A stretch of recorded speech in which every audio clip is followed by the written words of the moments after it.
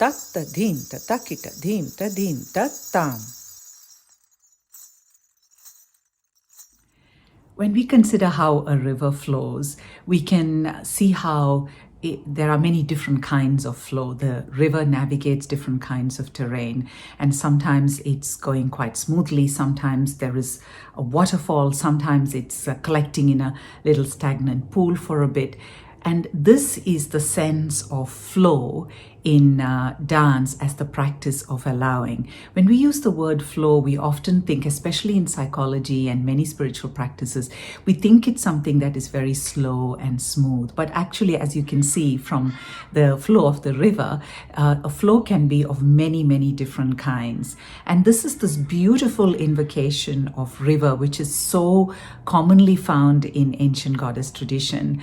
The flow as the dance and the flow as the practice of allowing. And that is the invitation that we flow in the terrain of reality.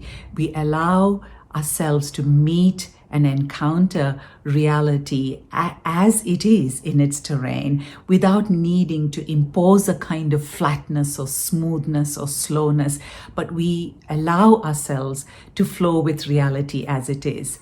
And this is the practice of allowing in ancient dance. What is it that we allow? That is another dimension of the inquiry. So we allow the inner dimensions of our consciousness to be able to emerge and manifest. So this is not an allowing that's just a surrender or an acceptance or a submission in any way, but it is something that is active, that is alive, that is full of sensation, and that is really enriched by archetypal deities. So when we turn towards the inner dimensions of consciousness, it is like the inner chambers of a king's court.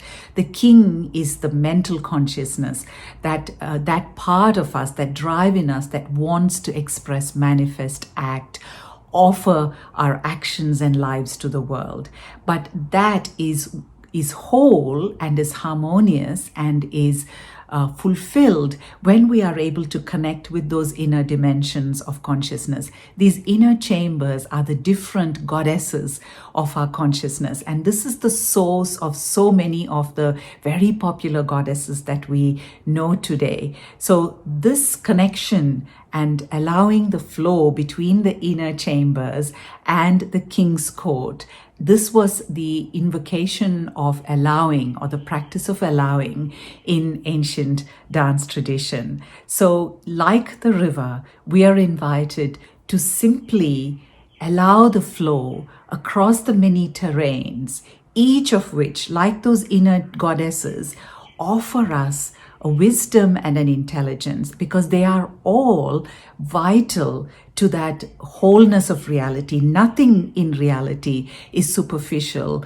or not something that is not required. So this intelligence of being able to embrace everything and to be able to allow the flow that comes from that wholeness of that embrace, that is the ancient practice of ritual allowing, or Yagna.